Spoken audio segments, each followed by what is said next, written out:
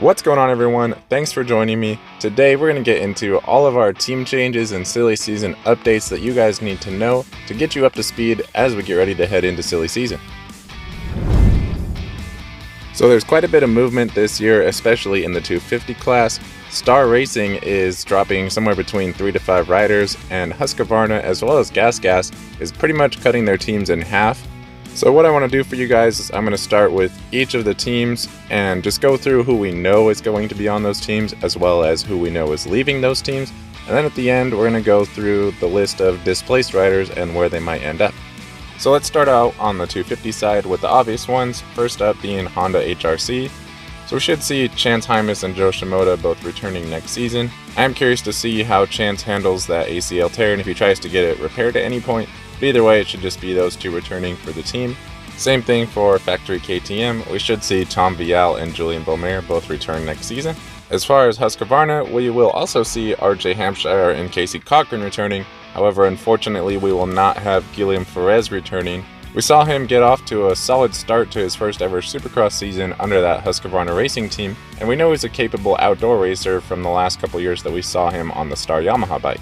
Unfortunately, Guilem ended up breaking his femur during Supercross, and he hasn't been able to return. He's had a lot of complications, and as I had mentioned, both Husqvarna and Gas are downsizing, so they will not be bringing him back. As far as Gas goes, they're going to be keeping Ryder DeFrancisco, but they will not be having Pierce Brown return. Now moving on to some of the 250 teams that tend to have a larger roster. In Pro Circuit, we're going to see a few of the guys returning. Levi Kitchen is on a multi-year deal. Seth Hamaker and Cameron McAdoo have renewed their deals for next season, but that still leaves 4 people that are currently riding for the team that are kind of up in the air as far as what they're going to do for next season. So that would be Austin Faulkner, Max Vohland, Ty Masterpool, and Drew Adams. Pretty much every one of those guys except for Austin Faulkner has an asterisk next to their name. Ty Masterpool is technically a fill-in rider. Max Vohland only raced a couple of rounds for the team, and Drew Adams is still technically an amateur. As far as Austin Faulkner goes, he's always been riding for Mitch, and he still got race wins this season. We all saw his unfortunate get-off and his recovery process that he's going through right now. It's going to be interesting to see how he does when he comes back. Every time he comes back from an injury, he always seems to have race-winning speed, but returning from a broken back and brain surgery is not going to be easy. Either way, I do expect him to return for the Pro Circuit Racing team unless he suffers some sort of setback or something. So that would already bring the team up to a 4-man roster, but it's not unheard of for them to be a 5 or even a 6-man team. It doesn't sound like Max Vohland will be returning to the team, and Mitch has been open about the fact that he's not really sure whether he's going to bring Ty back for next season or not. As far as Drew Adams goes, it's really hard to say what he's going to do. We'll have to see how he does at Loretta's, but based off of that, he may either bump up to the pro class or he could stay down for another year. Moving on to Star Racing, we have 4 guys that we know that are locked in for next season, and we also have 3 that are not going to be returning next season, and then a few that are somewhere in between. So we know we will have Hayden Deegan, Michael Moseman, Max Anstey, and Daxton Bennick all returning for the team next season. We also know that Styles Robertson, Jordan Smith, and Nick Romano will not be returning for the team. It sounds like Nate Thrasher is still kind of up in the air. We haven't heard anything official one way or the other. It's kind of hard with him because we know he can win races, but he's also been pretty inconsistent and hurt a lot. He should be able to return for the end of the season, so I think based off of that performance, it'll probably determine his future at Star Racing. And then we also got to talk about Enzo Lopes. So Enzo was on a Supercross-only contract for 2024 with Star Racing, and he ended up not being able to compete in any Supercross rounds at all this year. It sounds like he's still dealing with those arm injuries that he got from the arm pump surgery that he had earlier on in the year, but he has returned to racing and done fairly well. And there is talks of Star giving him another shot at a Supercross-only contract, so we'll have to see if that shakes out or not. Now we do know for sure that one more rider is going to be added to the team, which we'll get into a little bit later in the video. So if you add him in there, now it's a 5-man team. If Thrasher comes back, we're already up to 6, and with Lopes, that would make it a 7-rider Supercross team. I think that's likely what we'll see heading into January, is that it'll be a 6 or 7-man team with those riders that I've mentioned, as well as the one we're about to get into just a little bit down the road. Now, as far as Triumph Racing, it sounds like they're going to try to expand their 250 program to probably a 4-rider team next year, so that could open up a couple slots for these guys, but they will be bringing Jalik Swoll back and keeping Joey Savacci as well. The thing that is yet to be determined about Joey is whether or not he will be able to bump up to the 450 program, because we're not even sure if they're going to have a 450 program. Moving on to some of the support teams, the first one I want to talk about is going to be Firepower Honda. So Firepower Honda, if you didn't already know, that's the team that Max Anstey just left to go over to Star Yamaha, and they've already backfilled his position with Carson Mumford. It seems like that's going to be a pretty good fit, and I'm curious to see if Carson will race the playoff rounds for the team or if he's going to just wait till next season. Then we have another Honda support team in Phoenix Honda, so it looks like they're going to be bringing back Cullen Park, but they could potentially bring back another rider depending on what happens with the 450 rider of Dylan Ferrandis. And of course, we can't talk about 250 support teams without mentioning Club MX. So Club MX is arguably the best support team out there right now.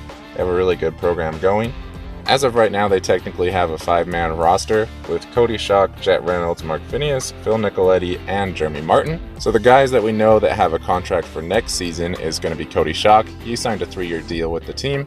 And then Jeremy Martin technically has a deal for next season, but I'm still concerned about him returning, which I'll get into in a second. Phil Nicoletti is retiring, so he will not be returning. And then as far as Mark Phineas and Jet Reynolds, they're both coming on strong in motocross, so I do expect them to return for the team as well. Now, we did just see Garrett Marchbanks abruptly leave the team, and he was kind of like their A-tier rider that they had, so it'll be interesting to see if they try to get another rider like that.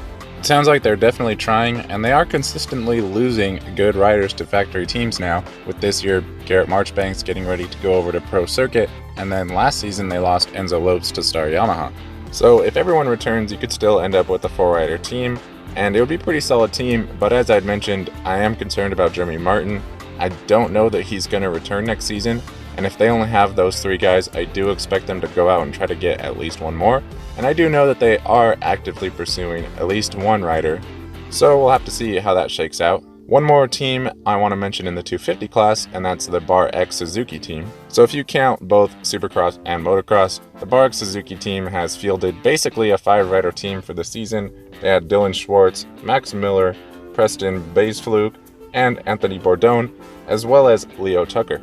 Now, the first 4 riders I mentioned have all been performing pretty well and really exceeding expectations for the most part. And I'm not saying Leo Tucker hasn't, but he definitely hasn't been nearly as close to the front as the other 4. I expect those 4 riders, though, to be able to return to the team as long as they want to and they don't get a better offer from someone else.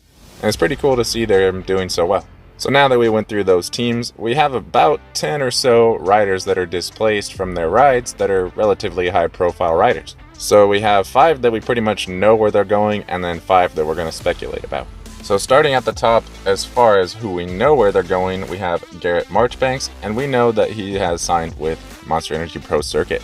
So we saw Garrett leave Club MX right in the middle of the motocross season, and it was kind of abrupt, but we did know it was coming, and he'll be joining Pro Circuit next season. And as I had mentioned, Pierce Brown, he'll be leaving Gas, so we'll see him join the Star Racing Yamaha team next season. He's basically the 5th confirmed rider, and then as I mentioned, Nate Thrasher and possibly Enzo Lopes could be a 6th and a 7th rider. After him, we have Styles Robertson, who was not able to race for the Star Racing team at all this season and will no longer be with the team. And it sounds like he's headed to Triumph. So as I had mentioned, Triumph is looking to expand their team. Sounds like they want 2 riders per coast in Supercross, and Styles Robertson could be a really good fit. We know he's a capable rider, and he has a relationship with the team manager Scuba Steve from back in the Husqvarna days. Another displaced Star Yamaha rider in Jordan Smith will also be going to Triumph, so it sounds like he'll be heading there along with Styles Robertson. And then as far as the 3rd displaced Star Yamaha rider in Nick Romano, it's a little less clear where he's going to go. While he is riding good, he's not exactly setting the world on fire, so he probably doesn't have as many opportunities. Could see him potentially going to a team like Club MX and staying on a Yamaha, but it's really hard to say. As far as the 5th rider that we know pretty much exactly where he's going, that's going to be Maximus Vohland. So as I had mentioned, we don't believe that he's going to be staying with Pro Circuit. He did ride very well in the couple of rounds of Supercross that we saw him in, but he has not returned to the team since injuring his hip early on the season, and it sounds like he will be the 4th rider joining the Triumph Racing team. Another rider whose path is pretty unclear at this point, but definitely has some open doors, is Ty Masterpool. So as of right now, Ty is technically a fill-in rider for the Pro Circuit team, but he definitely has an opportunity to stay with the team. It's going to be interesting to see how he finishes off his season. I think they're looking to the playoff rounds to see how he can do on the hybrid tracks to really determine on whether they want to keep him or not. There is an interesting dynamic at play with Austin Forkner and Drew Adams also being on the team. As I had said, we pretty much expect Austin Forkner to return for the team, so if they want to turn Drew Adams pro, that could really fill up the whole team and not really leave a slot for Ty. Additionally, if they bring on Ty, then that would probably prevent them from trying to go after just another good rider like, say, Nate Thrasher or somebody else like that. It's going to be interesting to see if they give Ty Masterpool a shot next year, but I do know that Club MX is also actively pursuing after Ty because, well, they see his talent and they want to be a great team. It sounds like Ty is doing his best to try to get on a factory team and stay there, so I definitely think he would prefer to stay with Pro Circuit, but if he does not have a door open there, I think you'll see him go over to Club MX. The last displaced rider we got to talk about in the 250 class is Guilem Farres, so kind of an afterthought to some people, but I don't think he should be overlooked. He did ride pretty well in what was his first ever Supercross races, and we already know he's a good outdoor rider. So I do think he's probably going to be a commodity for a team out there. Which team that is remains to be seen. Unfortunately, I don't think he's going to land on a factory team. He will probably end up getting a fill-in ride if someone needs a fill-in rider, but if I had to predict, I think you'll probably see Club MX go after him if they cannot get Ty Masterpool. And if they don't end up getting him, he'll probably either go to either like a Phoenix Honda or a Barek Suzuki, depending on who needs a rider. Moving on to the 450 class, not nearly as much movement this season in the 450 class because everyone's kind of locked into contracts, but still some pretty interesting takeaways. So let's just start with who's locked in this season going into next season. Jet and Hunter, they're both staying on Honda, that's obvious. Justin Barcia, he's staying with Gas. Chase Sexton and Aaron Plessinger are both going to stay with KTM. But then on the Kawasaki side of things, we do have an open slot with Jason Anderson, which has been filled with Jorge Prado. Now we've known about this for quite a while, but Jorge has signed a 3-year deal with Kawasaki to come and race in America, so really cool to see that. He's going to be joining Jason Anderson, who is going into his contract year, so he's going to be with Kawasaki next season, but after that, his future remains to be seen. Then as far as the Star Racing side of things, Cooper Webb and Eli Tomac are both returning for the team. Cooper Webb is going to get a salary increase based off of how his contract is written, and Eli Tomac is obviously going to get paid too. So it sounds like Star might not want to pay to have Justin Cooper on the team, but they might not have a choice if he can meet his podium threshold that is in his contract, which will auto-renew his contract as well. Now, unfortunately, we don't know how many podiums he needs, but we do know that he's very close and that he can obtain that goal. So we'll have to see come the end of the season if Justin Cooper can auto-renew his contract, and if not, will Star Racing bring him back, or will they just end up letting him go? It'll be really kind of crazy if they end up letting him go, because Eli Tomac is definitely on his way out.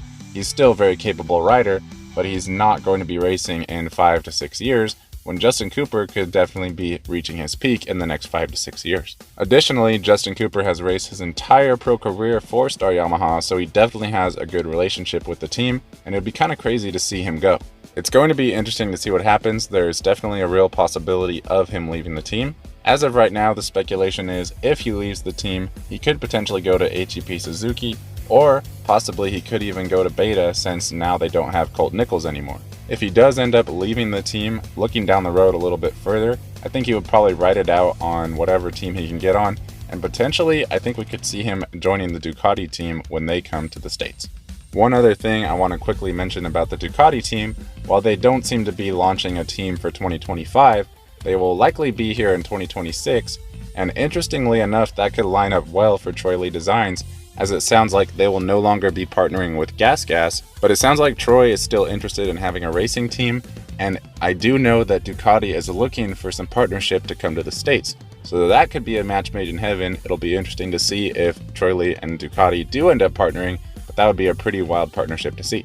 Now, as far as the Husqvarna camp, Malcolm Stewart will still be with the team, but as I had mentioned, they are downsizing, so they will not be bringing Christian Craig back. Moving on to some of the support teams that we still have to talk about. So on the Firepower Honda side of things, they had Dean Wilson, but it sounds like they're not bringing him back. He announced his soft retirement from Supercross racing last season, but he did say that he would come back and race for a team if they wanted to put him on the track. So I'm kind of confused on if Firepower even wants to field a 450 or what's really going on there. I wouldn't be surprised to see Dino pop up at a couple Supercross races this next season, but as of right now, I'm not even expecting a 450 Firepower Honda. Now, as far as Phoenix Honda, that's the team that Guilem Farres is currently racing for, and based off of how his season has gone this year, I would not be surprised to see him announce his retirement. Now, that's nothing against Dylan, but I know that he wants to come out and contend for race wins and championships, and I think he legitimately felt like he was going to have a shot in motocross this season, but unfortunately, he's more trying to contend for top 5s than even moto podiums. So this is another team that I could see just kind of evaporating their 450 program, but one thing that's worth mentioning about that is if they do, maybe that'll free up another 250 ride on the 250 side of things. Another piece of speculation I just want to go over really quick is that on the Club MX side of things, we've seen them successfully field some 450s in motocross for a while now, and I have to wonder if they're interested in doing a 450 Supercross program. They already field an East and a West team, so they're already going to all the races, and I think they've seen the benefits of just being able to race in the 450 class where the engine package is not such a premium factor. I think there is some pretty good talent that's not on a good team right now in the 450 Supercross class, so it'd be cool to see a team like Club MX come in and offer a ride to one of those guys. Moving on to the HEP Suzuki team, we know that Ken Roczen's contract is technically up at the end of the year, so it's going to be interesting to see if he returns to the team. I'm not really sure where else he would go. I do expect him to return. We know that Colt Nichols has signed with the team for next season, so that's already 2 riders that are confirmed. Then they obviously have Kyle Chisholm and Shane McElrath, so I could see Kyle Chisholm retiring. He is getting up there in age. I think he would probably go into a testing and research and development type role. He's pretty integral to that team as far as the developmental side, so I don't expect him to leave the team, but I could see him stop racing after this season. He's still out there doing what he does, Chiz is always going to chiz, but he's definitely starting to have a harder and harder time getting into the points in motocross and getting into the main event. I could see the team pretty much telling him that they want him to step down in order to fill that slot with somebody like Christian Craig. I do expect Shane McElrath to return to the team, but anything's possible. Now, as far as the beta program, we know that Benny Bloss is on there.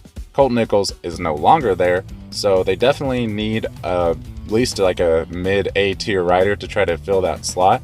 So it'd be interesting to see if they go after somebody like Christian Craig. There wasn't a really clear-cut path for Christian until Colt Nichols left beta, but now with Colt leaving beta, that does leave a factory ride open. So if they want to field 2 riders, and I think they do, it'd be cool to see Christian go there and possibly turn that program around. But it could also be kind of scary because Christian's already had a rocky last couple of years, and that team has had a rocky start, so it could end up being a total dumpster fire as well. It's also going to be interesting to see what Triumph ends up doing and if they do field a 450 team. And if they do, I expect them to only have Joey Savacci on that 450, at least for the first year. But as of right now, we don't even know for sure if they're going to even field a 450 team. I'm going to go ahead and leave it there though. That pretty much covers all of the major teams in both the 250 and the 450 class. Thank you guys so much for sticking around for the whole video. If you did, it really means a lot, and thank you for your support on the channel, and I will see you in the next video. What's up everyone, we're giving away a brand new Fly Formula helmet. I personally use this helmet and I love it. It's super safe, it's got lots of cool features, like the little bendy visor that also breaks away really well. It also has the Rheon technology that is very good at absorbing energy when you crash. It's easy and free to enter. If you're viewing on Instagram, just click the link in the bio, and if you're viewing on YouTube, click the link in the description. Everything is pretty straightforward, and we're going to be running this giveaway all the way till the end of Pro Motocross. After the season finale in Ironman, we'll draw one lucky winner, so enter now before it's too late.